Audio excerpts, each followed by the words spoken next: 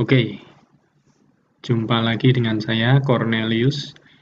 Kali ini kita akan membahas konteks diagram, kemudian level 0 dan level 1 dari data flow diagram. Nah, data flow diagram ini seperti namanya yang kita ketahui ya, data flow diagram. Artinya diagram yang menjelaskan aliran data. Jadi kemana data itu mengalir, dari mana ke mana, sumber datanya apa, tujuannya apa, dan arah panah tersebut mewakili apa, data yang mengalir itu data apa. Nah, itu semua bisa dijelaskan oleh diagram ini gitu. Nah, dalam membuat DFD atau data flow diagram ini ada beberapa tahapan. Yang pertama, kita harus membuat konteks diagramnya dulu. Nah, baru kemudian masuk ke level yang lebih detail, level 0, kemudian masuk lagi ke level yang lebih detail, level 1, dan seterusnya. Nah, sampai berapa tingkat kedetilan, nah ini terserah kita sebagai analis sebetulnya. Mau sampai detail sekali, mau 10 level, 20 level, terserah saja. Nah, tapi perlu kita perhatikan, perlu kita pertimbangkan juga waktunya, kemudian resource-nya ada enggak, waktunya cukup enggak. Lalu yang pasti semakin detail akan semakin menguras energi ya. Jadi kalau coret-coretnya di kertas tentu saja akan banyak menghabiskan kertas. Nah, kalau di Visio ya paling waktunya habis nanti. Nah, pertama kita bikin konteks diagram. Nah, tapi saran saya ya, saran minimal itu paling tidak sampai level 1, level 2 itu sudah, bagi saya sih sudah cukup detail. Nah, kalau ingin sampai ke misalnya ke implementasi sistem ya level 2. Itu sudah sangat detail.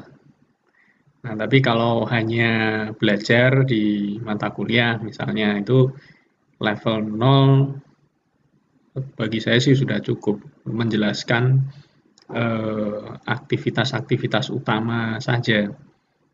Nah, kalau mau agak detail ya di level 1. Level 1 pilih aktivitas utama di level 0, 1 dulu, kemudian diperdetail gitu. Jadi nggak semuanya kita pilih kemudian didetailkan, nggak. Ini kalau kita belajar.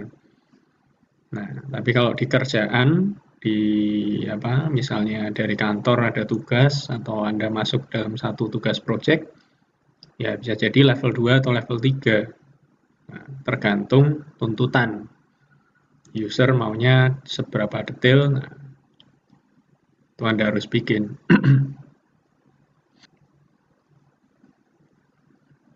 Nah, di konteks diagram itu kita harus menjelaskan sistem secara umum, secara gambaran besar atau high level. Nah, jadinya di konteks diagram itu ya biasanya hanya ada satu lingkaran yang menunjukkan atau mewakili proses atau aktivitas atau sistem. Nah, kita gambar dulu lingkarannya. Nah, kita bisa pakai komponen ini, data proses. Nah, atau state juga bisa. Nah, sama-sama lingkaran. Terserah mau pakai yang mana. Nah, untuk shapes-nya, kita memakai data flow diagram shapes. Ini Anda bisa cari di search shapes ini. Data flow diagram. Misalnya ya, kita cari di sini. Nah, nanti muncul. Di Visio hanya satu bentuk ya. Satu kumpulan bentuk yang mewakili DFD. Nah, kita gambar lingkarannya di sini, kemudian kita nomori 0.0, lalu sistem apa gitu. Nah, misalnya sistem informasi penjualan atau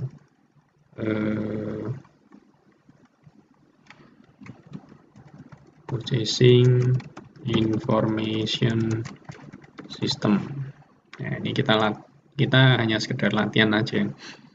Nah, lalu setelah kita gambarkan lingkaran yang mewakili sistem, kemudian kita tentukan entitas apa saja yang berinteraksi dengan sistem ini. Nah, yang teridentifikasi adalah customer, vendor, dan employee, pekerja. Nah, kita pakai ini external interaktor, kotak. Apa mau pakai entity juga bisa. Nah, seperti ini. Nah, saya lebih suka memakai kotak ini, external interaktor. Nah, setelah kita taruh, kemudian kita baru atur panah-panahnya. Nah, panah ini melambangkan aliran data. Nah, misalnya payment itu datanya itu mengalir dari customer ke sistem. Ya, termasuk uangnya juga gitu. Order, ketika melakukan pemesanan, itu customer memberikan informasi, ya, data ke sistem. Nah, ketika produknya sudah siap diserahkan atau di-deliver, sistem memberitahu customer atau memberikan informasi sekaligus memberikan produknya ke customer. Nah, begitu juga dengan vendor. Nah, PO, purchase order, pemesanan, ini posisinya kita sebagai perusahaan yang memesan ke vendor. Nah, PO itu dikirimkan ke vendor. Informasi PO mengalir ke vendor. Nah, vendor mengirimkan barang sesuai dengan pesanan kita, deliver goods. Nah, makanya panahnya dari vendor ke sistem. Data tentang barang yang dikirim itu masuk ke sistem. Pembayaran dari sistem ke vendor. Nah, jadi di logika saja. Ini datanya ngalirnya kemana gitu. Nah, employee ini menyerahkan atau melakukan absen. Absen ini direkam. Jadi waktu kerjanya si employee ini direkam. Nah, ini direkam oleh sistem. Kemudian, nah ini ada membayar. Siapa yang membayar? Sistem membayar employee sesuai dengan berapa lama dia bekerja. Nah, di sini ketika konektornya belum ada panah, Anda bisa berikan panah. Nah, kita klik kanan, kemudian Anda cari styles, lalu ada line, di bagian styles, kemudian line, Anda cari arrows. Nah, arrows ini Anda coba-coba saja, karena ini ada dua arah ketika kita ingin menampilkan segitiganya, ujung panahnya, kita coba yang ini. Oke, ternyata pas, benar ya. Sistem membayar employee. Nah, ini sudah jadi konteks diagramnya. Dari konteks diagram, kita ingin membuat level yang lebih detail lagi. Kalau cuma seperti ini ya high level saja, kurang gitu, kurang detail informasinya. Ini di dalam sistemnya ngapain sih? Pasti akan muncul pertanyaan seperti itu. Nah, ada kebutuhan untuk mendetailkan. Nah, makanya kita masuk ke level yang lebih detail, yaitu level 0. Di level 0, kita masuk ke dalam lingkup sistem ini, kemudian memetakan aktivitas yang lebih detail yang ada di dalam sistem. Nah, tapi untuk level 0, aktivitas detailnya juga tidak perlu terlalu detail. Kita tentukan saja aktivitas utama. Gitu. Ada berapa aktivitas utama yang dilakukan di dalam sistem penjualan, sistem informasi penjualan. Nah, kalau untuk belajar, ini rata-rata 3-5 itu sudah cukup. Gitu. Ketika kita awal-awal belajar di FD, ya oke lah bikin maksimal 5 gitu ya. Tapi kalau di pekerjaan ini bisa banyak, karena biasanya mewakili fitur ya. Aktivitas, proses, nah ini terkait dengan fitur. Fitur-fitur apa saja yang bisa dilakukan oleh sistem Anda.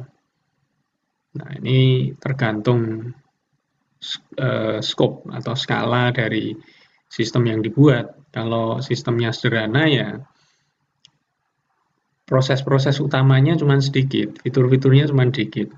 Tapi kalau sistemnya kompleks, besar skopnya, ya ini bisa ratusan. Nah, kalau itu tuntutan pekerjaan ya harus dibuat gitu. Kalau enggak gajian nanti kita. Nah, atau bakal dipecat. Ya.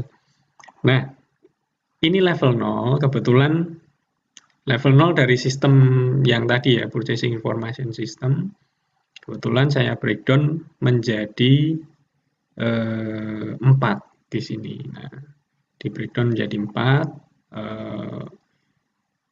Kita nomori juga, jangan lupa nomornya. 1.0 itu penjualan, 2.0 itu production, 3.0 itu procurement, 4.0 itu penggajian.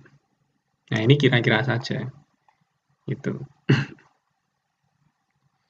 Kemudian setelah itu sama, kita identifikasi entitasnya yang bersinggungan atau turut bermain di dalam sistem ini. Tadi kan sudah ketahuan di konteks diagram bahwa entitas yang terlibat dalam permainan di sini kan ada 3. Nah, ketika masuk level 0 jangan berubah. Nanti di konteks diagram entitasnya 3, atau di sini jadi 5. Nah, itu Anda harus menjelaskan kenapa bisa begitu. Nah, mesti konsisten. Nah, jumlah entitasnya sama karena memang masih terlibat dengan sistem yang sama sebetulnya.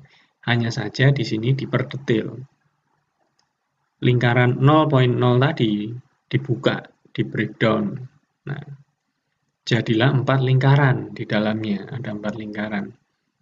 Nah, lingkarannya sudah kita gambar, entitasnya sudah kita gambar ulang panah-panahnya. Gitu. Nah, panah-panah ini bisa saja bertambah atau berkurang ya. Tapi biasanya seharusnya sama aja jumlahnya ya. Karena panah yang ada di konteks diagram ini biasanya terwakili di sini juga. Jumlahnya mestinya sama. Ini mungkin saya ada kurang 1-2 panah mungkin ya. Atau lebih mungkin. Karena ini hanya eksperimen saja. Nah, sales forecast ini nggak ada. Ini sales forecast ke sini. Ya, tapi nggak apa-apa. Nah, seharusnya jumlah panahnya sama di konteks dan di level 0 yang keluar dan masuk dari entitas gitu. Nah, kalau di level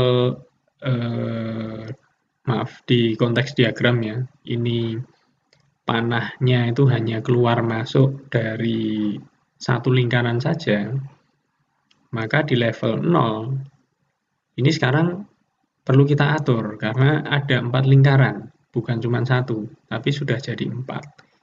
Nah, artinya pengaturan ulang itu terjadi di panah-panah yang keluar masuk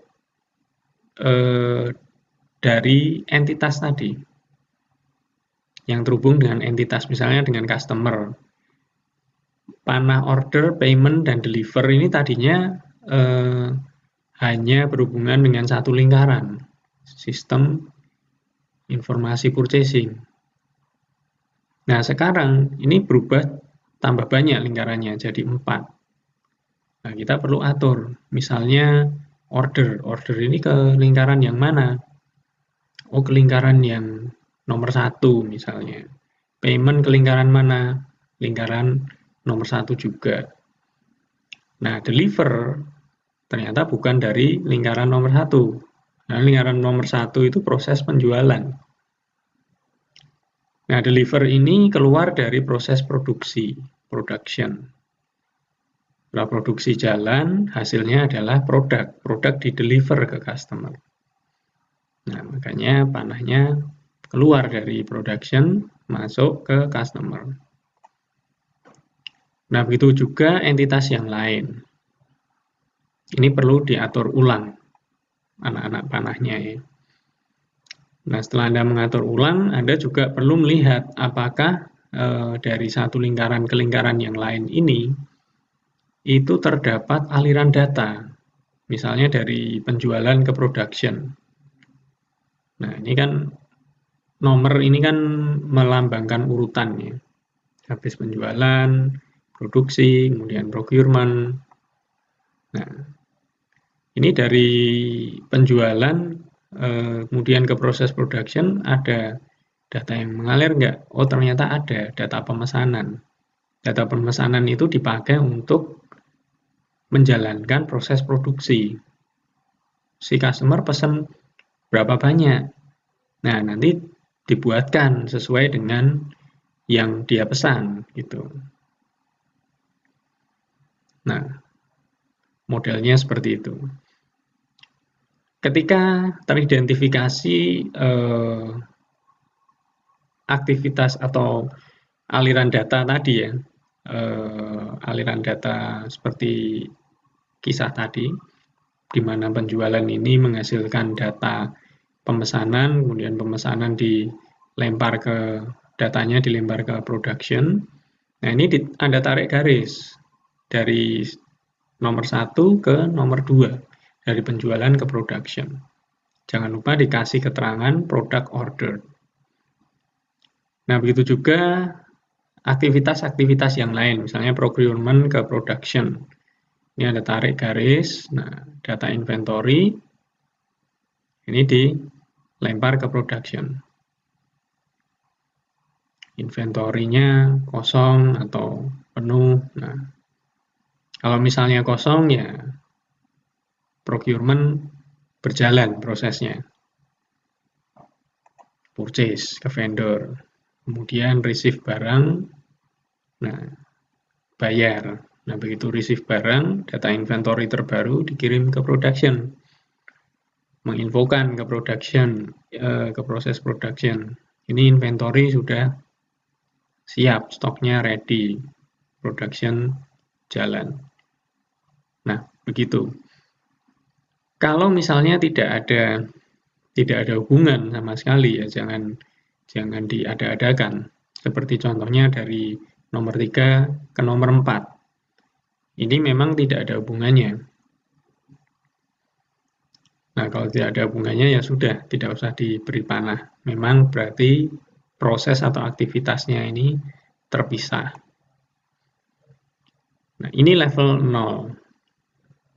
Di sini masih hitungannya masih high level juga, tapi sudah lumayan menjelaskan gitu, menjelaskan gambaran yang lebih detail lagi dari gambaran besar sistem.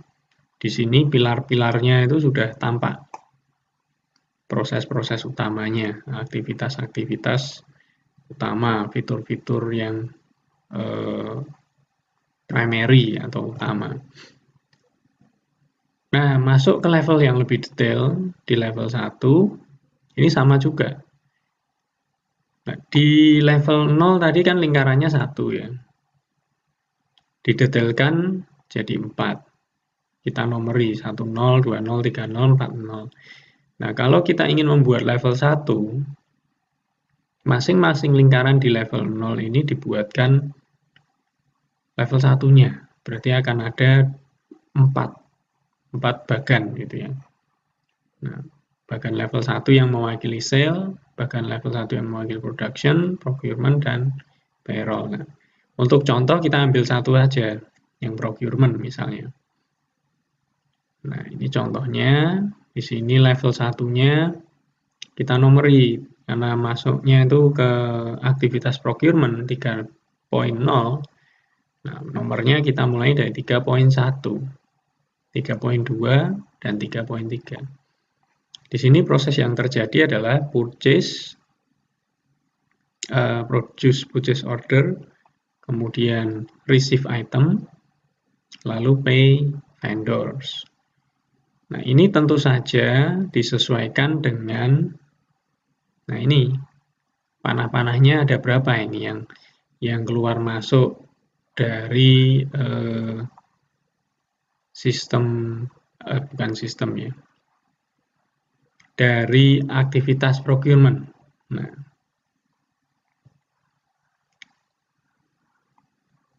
kita lihat di sini yang vendor, receive goods, dia mengirimkan receive good. Nah, ini nempelnya di receive item, masuk ke prosesnya receive item. Kemudian payment, ini keluarnya dari aktivitas pay vendors.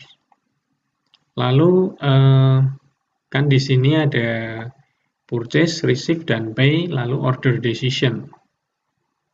Nah, kita lihat purchase.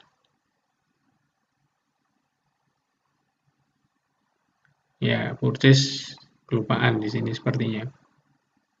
Order decision ini dari employee yang tadi ya. Employee mengirimkan order decision, produce purchase order. Nah, ini kita tambahkan karena ada yang kelupaan, kita tambahkan di sini. Nah, ini secara default garisnya kaku. Ini klik kanan aja, klik kanan, kemudian kita pakai curve connector. Nah, biar fleksibel dikit. Lalu seperti tadi, klik kanan style, line, arrow, kemudian munculkan anak panahnya. Kita kasih keterangan tadi apa? Purchase. Ini fontnya kita naikkan. Proses purchase itu dari 3.1 ke vendor. Nah, order untuk purchase dari employee ke 3.1. Nah, ketika 3.1 ini jalan, nah di level 1 ini kita sudah mulai bisa melibatkan tabel-tabel gitu. Notasi-notasi yang mewakili tabel dalam database yang datanya akan terlibat, sekiranya datanya akan terlibat di dalam aktivitas atau proses di sini. Nah, ini kita sudah bisa pakai ini data store. Nah, ini kalau data kita menyimpan data ya dari satu proses, misalnya dari 3.1 ini kita menghasilkan data, kemudian datanya mau disimpan, misalnya data PO, nah ini panahnya keluar dari lingkaran, masuk ke tabel. Tabelnya tabel apa? Tabel purchase order. Ini kalau Anda klik bisa dinamain. Anda pilih, namain saja, misalnya customer. Nah, ini tabel customer. Yang ini. Nah, ini tabel purchase order. Kemudian ini tabel raw materials yang menyimpan stok gitu. Stock check ini artinya ngecek stok. Ngecek data itu kan query data. Kita ngambil data. Nah, kalau ngambil data itu panahnya keluar dari tabel masuk ke proses, masuk ke lingkaran. Nah, untuk receive item kita mesti ngecek PO juga.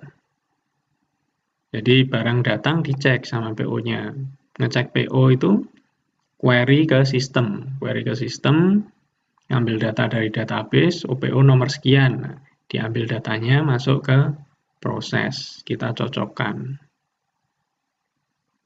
Nah, kemudian setelah cocok, ya data penambahan jumlah barang, penambahan stok, kita input. Oh, sudah terima 20 kardus misalnya. Nah, ini raw materialnya kita masukkan datanya. Ketambahan 20 kardus, misal. Stoknya kita update. Nah, kemudian receive item, ini tabel penerimaan barang. Nah, barang sudah diterima tanggal sekian, vendor siapa. Nah, ada lognya, ada catatannya. Nah, kemudian ketika membayar vendor, ini juga melihat lognya, log catatan penerimaan barang tadi. Ini harusnya query juga ke PO nih. Kita tambahkan sekalian. Sini. Nah.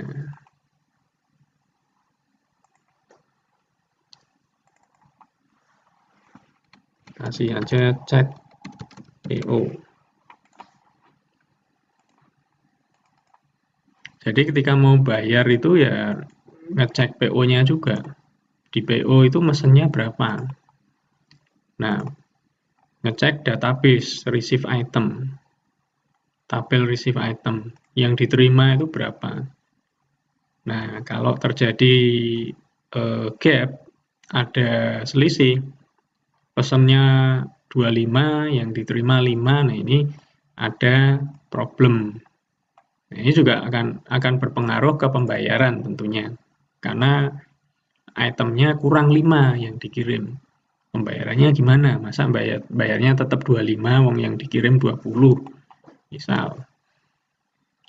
Nah, ini cek PO itu panahnya dari purchase order ke lingkaran 3.3. Kita atur di sini. Nah, sudah. Ini kita kasih ya nama saja yang simple, query insert. Oke, karena ini cuman untuk latihan aja ya, untuk latihan belajar ya, namanya agak ngasal dikit enggak apa-apa lah. Nah, tapi kalau di pekerjaan enggak boleh seperti ini. jangan terlalu jauh melenceng. Query apa itu harus dikasih nama. Atau query atau insert ini terlalu general sebetulnya. Nah, tapi juga jangan terlalu panjang, nanti kotor. Kertas kerja kita kotor sekali. Gitu. Nah, yang singkat, padat, dan jelas. Kemudian seperti level 0 tadi, kita juga perlu review antar lingkaran ini ada hubungannya enggak.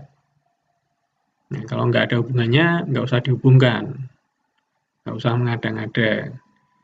Nah, kalau ada misalnya seperti ini, 3.2 ke 3.3, ini kan ternyata ada data yang harus diserah terimakan dari 3.2 ke 3.3. Apa itu? Data payment approval. Nah, payment approval ini dari tim gudang, tim penerima ya, tim logistik, menerima barang, ngecek, centang, semua oke. Nah, lalu bikin atau input di sistem payment approval dan bikin dokumen biasanya. Dokumen penerimaan barang. Supervisornya tanda tangan, artinya barang ini sudah bisa dibayar karena sudah diterima. Nah, data payment approval ini masuk ke proses pay vendor. Jadi ada 3 yang jadi inputan nih, payment approval, cek di PO, kemudian cek di receive item. Nah, cek juga vendornya siapa, ini query data vendor. Vendornya benar nggak? Loh, saya pesan di Tokopedia tapi kok yang ada kiriman datang kok logonya Shopee. Salah berarti. Ada kesalahan. Nah, seperti itu. Ini level 1 ya. Anda mau bikin level 2-nya, ya silakan.